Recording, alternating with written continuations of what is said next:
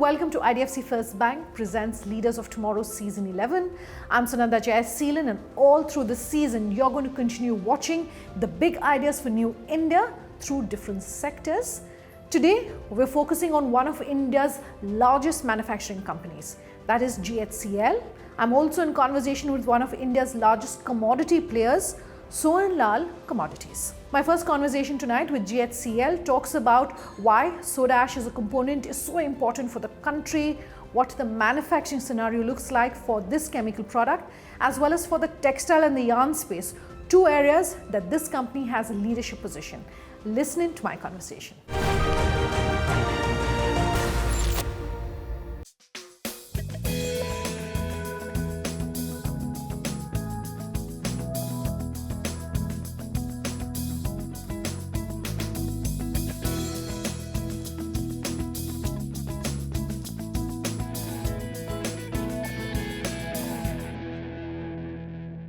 Thank you very much for speaking with us here, and I'm very glad that this is just one of very few interviews that we do with the media, and I'm glad that you were chosen chosen to really do this with us today, talking the big picture as far as really the chemical space is concerned and the yarn industry and the yarn space is concerned. You are one of India's foremost companies in both these industries. You're one of India's foremost listed companies. So fantastic to be doing this conversation today. Let me start really by asking if you could very briefly talk to our viewers who may be trying to understand why is soda ash so important, and why are we having this conversation? Yes, Sunanda, first of all, thank you very much to inviting me for this discussion. Soda ash, typically the people may not be very familiar with the soda ash importance, but anybody in the has always been, he cannot pass through without the soda ash. If you are wearing the glasses, there is a soda ash in that. Your clothes washing, soda ash is there. Your electricity is there. There also, if it is a renewable energy, soda ash is there. If you are wearing the bangle, there is a soda ash there. Even for the food, like we have a edible grade soda ash, that is also there. Also, the soda ash is there. In every part of your life, the soda ash is there. Even in the construction, glasses are there, soda ash is there. Even if the glass is lying here, soda ash is there. Everywhere the soda ash is there.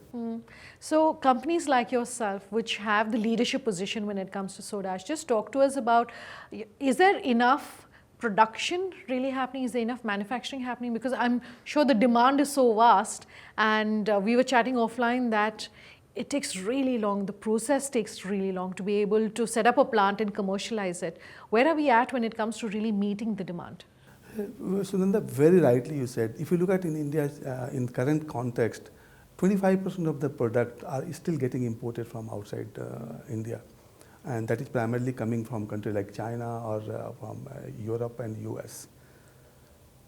And Indian growth, the way renewable energy, if you look at the renewable energy, India government has a plan to have a 300 gigawatt of the solar energy alone, which is today is only 50 gigawatt. For 250 gigawatt, you require almost around 3.5 million tons of the extra soda ash requirement is there. So today the Indian total demand is around 4 million ton, which by 2030 will go to 6 million ton. So 2 million tons of the soda ash requirement is there. So if the soda ash is not getting produced more than what it is being produced today, we'll have a big challenge for the Indian, even the footprint on the renewable energy alone. Second, soda ash plant, it takes long years to set up a soda ash plant. Recently, the company has gone for a new soda ash plant. They took 7.5 years to set up the plant. Sure. So keeping that into mind, it is very important that soda ash productions are being ramped up into India. So when you're saying ramped up, what can perhaps aid this ramping up? How can we ensure that the imports basically are becoming less and less? What I'm trying to understand from you is what policy, if anything is needed, is going to be required to really boost this production? Yeah, if I can say, there are two things which are very important the government should consider on this. One is, for this kind of a soda ash plant, it's a long gestation period plant is there, and you require a large parcel of land to set up a plant. So the government policy on providing the land, of a large chunk of the land, because many companies take long years to even acquire that land, so that time gets wasted, number one. Second, even in India, the environmental clearances take long years. I'll give you an example of Vietnam. In Vietnam, if you want to set up a business, they tell you in 30 days' time whether you can set up that business or not. If they say yes, then the government does all the environmental and all the necessity requirements. Otherwise, you are saying no. Here, we also want to set up a plant, and we have almost spent 3 years, more than 3 years, and still we are in the process of acquiring the land and getting an environmental clearance. So that policy changes. So you're saying ease of doing business has to be made Yes, simpler. these are the two things which will be very important from the government side to support this industry to ramp up the production. And this will also really go a long way towards the whole move towards Atmanirbhar. Surely, like I said, if you look at today, 25% of the products are already getting imported. And if we don't do anything right now, then in 8 years' time, you will see almost more than 70% of the production will be coming, or 60% of the production import will be coming outside India, which is not a good thing for being an Atmanirbhar Bharat. We hear conversations very often when we're speaking the chemical industry as far as the environment and meeting the ESG goals. So let's break it up. First and foremost, how is the chemical industry seeing a move towards becoming more environment friendly? And can you talk to us about your own company's perspective as well? Yes, Sunanda, if you look at the soda ash per se, though it is being called as a environment, means chemical company or chemical product, but this product itself is a very environmental friendly product because look at what we are using. We are using the salt, we are using the limestone, which is a natural reserve, and this does not impact anything onto the environment. Second, if you look at the second thing, what we do is the power generation. That's the second thing which we are using it. So my perspective, if I say soda ash per se, soda is not a polluting by nature. That's number one. But yes, you are right. As an organization or as an industry, we have a responsibility to make sure that we are carbon neutral. Like in our case, we have taken a target of by 2030, we'll try to be carbon neutral on. And a lot of initiatives which you are taking, like biomass uses into the energy saving, using even the new technology of the energy, like green hydrogen, those kind of things we are using in it to make sure that we become a carbon neutral. Sure. Is this only your company, or are you happy with the way the industry has also been moving towards this? No, I think Sunanda, yes, you are right. The lot of talks are there on that, but still I would say a lot has to be done by the industry. Even the government also has to take a lot of initiative. Like I said, from 50 gigawatt of the solar to going to 300 gigawatt by 2030, the things are not seen on the ground. So a lot of government intervention will be required towards that to ensure that we come onto that. Even like EV, I just want to mention on the EV, lithium carbonate. Recently, you must have heard that the one reserve has been seen into the Jammu and Kashmir on the lithium carbonate. Sure. There also the soda ash requirement is there. These are all going to help to become the country as a carbon neutral or zero emission. So these are the things which our government has to kind of take initiative on that. Okay. Since you're speaking about lithium, and lithium ion batteries have been in the news of late because of everything that's happening across the world, including in Ukraine and Russia. If you could speak to our entrepreneurs about what are the specific opportunities that you can call out for them when it comes to the chemical space. For anyone who's watching this interview, we are talking about how the industry needs to move towards becoming more sustainable. We are talking about the huge demand that exists. 2 or 3 specific opportunities for our entrepreneurs? No, Sunanda, if I can say from my side, the one, as you rightly said, in India, unfortunately, there is not too much of lithium carbonate reserves are not there. So probably producing the battery out of that probably will not be a major opportunity on that. So probably yes, to some extent, the auto parts kind of a thing could be an opportunity on the side. But overall, for the country per se, the EV or the EV cars are going to be important. So from my perspective, soda ash has a big opportunity on that business, and probably I would say that. Some of the companies which can be in automobile side could be an opportunity on that side.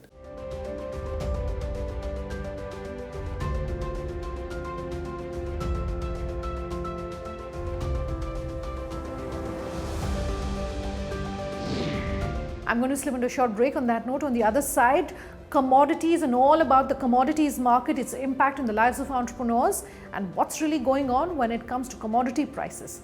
That conversation when we come back. Do stay tuned.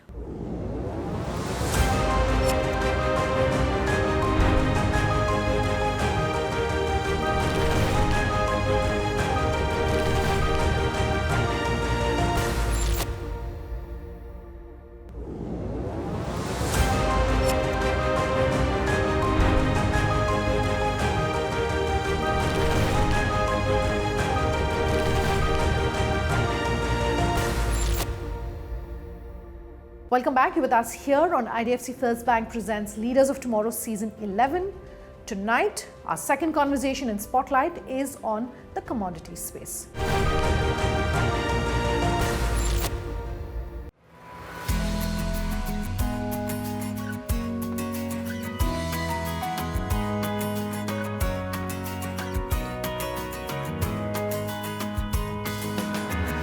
India's economy is experiencing significant growth, and as a result, there is a surge in demand for agricultural products. Although agriculture is the primary source of income for approximately 58% of India's population, and the government is allocating adequate budgetary provisions to develop the sector, it remains disorganized. To address the challenges faced by small farmers, the agri-logistics sector has emerged and is providing essential infrastructure and services. This sector has not only increased farmer income but also reduced food wastage given the increasing demand for food. The Sohan Lal Commodity Management Group is a trailblazer in this sector and is now moving towards technology-driven warehousing services. They have state-of-the-art equipment to provide storage and protection for the entire range of agricultural commodities.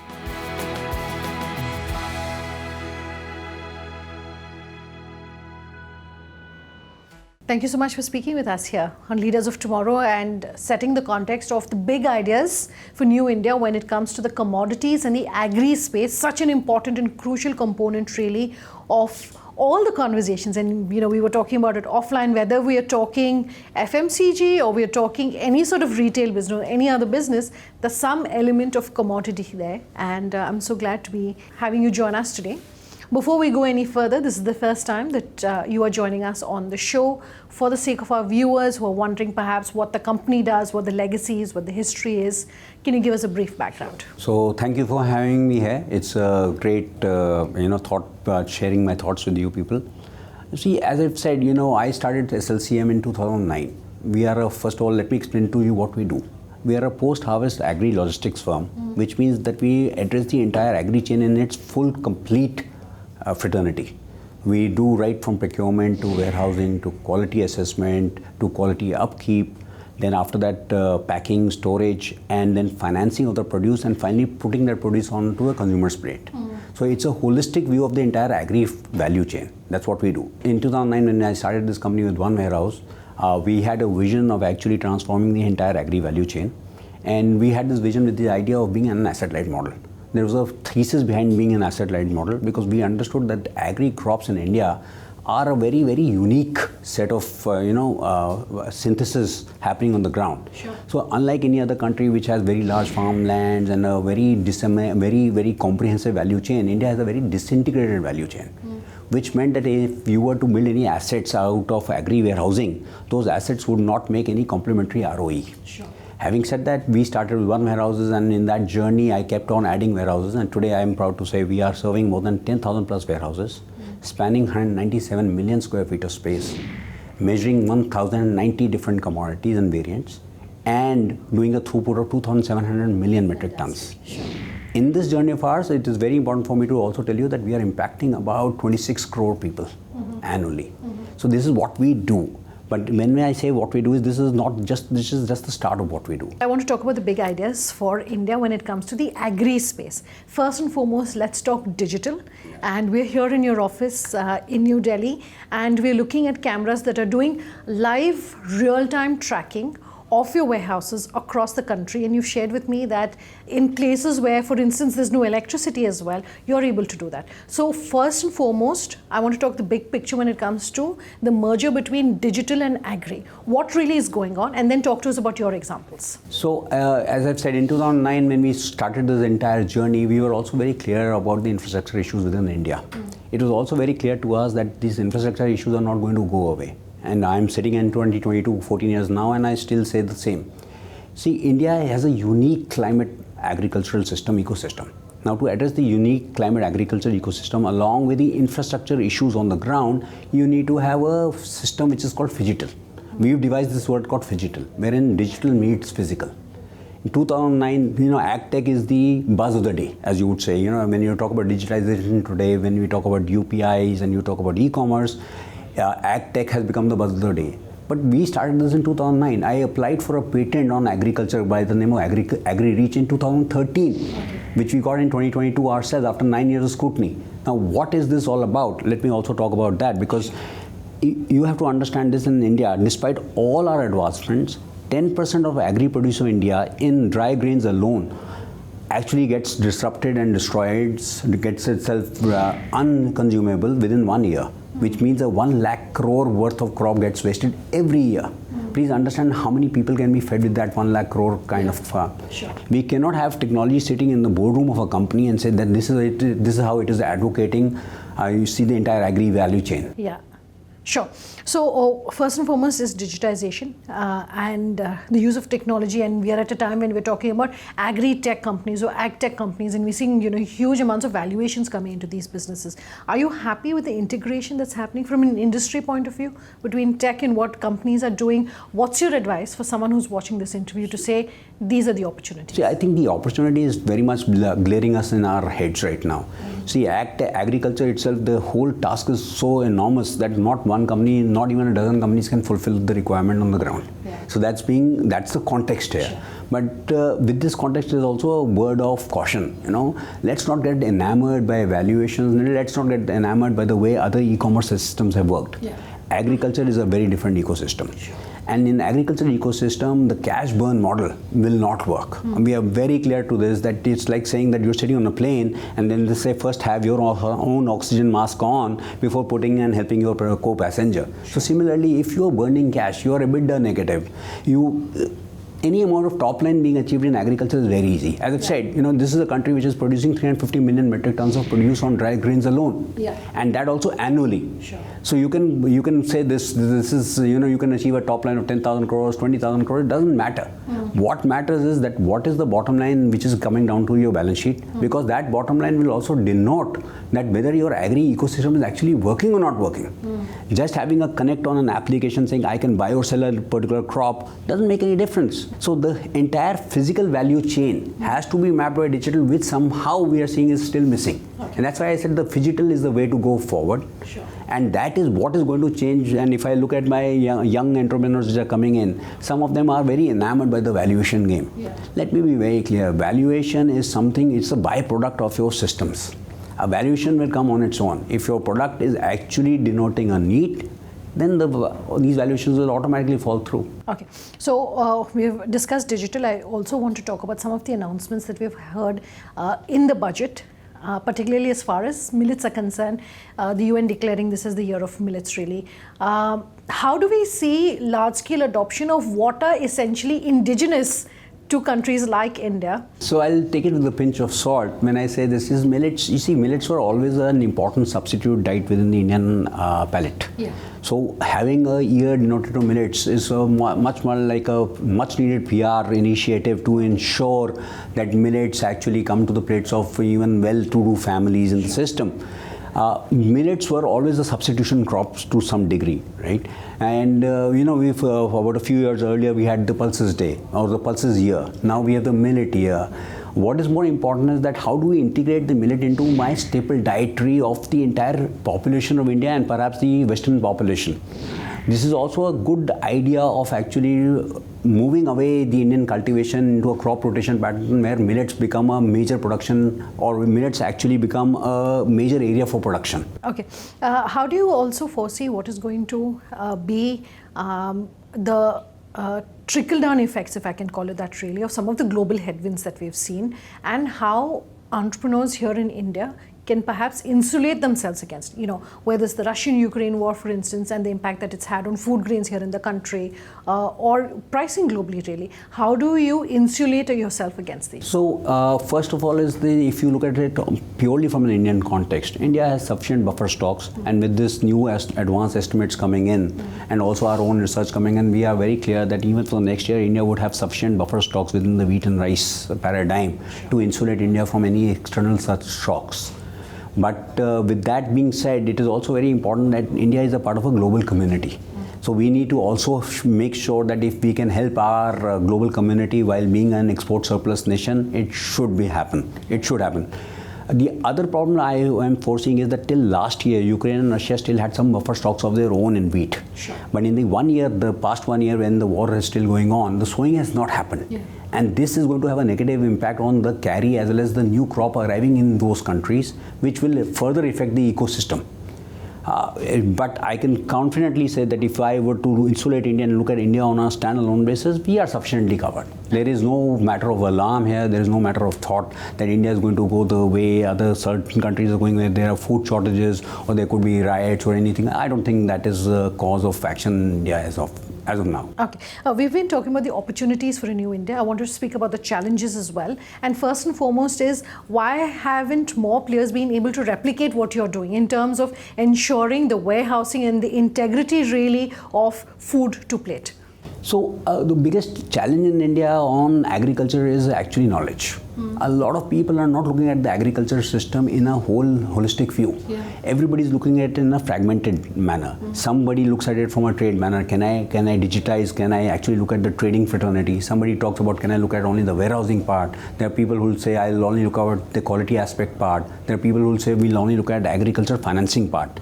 Till the time you don't address the entire value chain in one platform, it does not make any sense financially. Yeah. So it's a sum of parts. It's a game of sum of parts. So if you individually take one part out and say that this is going to denote enough return on capital employed or enough return on equity, and yet larger funds will actually follow through, it won't happen. Sure. So you will have to look at this from an entire agriculture value chain and say that I'm going to address all parts, and each part is going to denote a bigger progressive value to the entire value chain. Second important thing is, it's a game of patience. Agriculture is not for the faint-hearted. It's for people who have patience. I say 3 P's. It's like, unlike the 3 P's of marketing, these 3 P's of agriculture is patience, perseverance, and persistence. Okay. If you don't have these 3, you will not survive on agriculture. It cannot happen because it's a very difficult terrain to maneuver. Thank you so much for your time here on the show. Thank you, ma'am.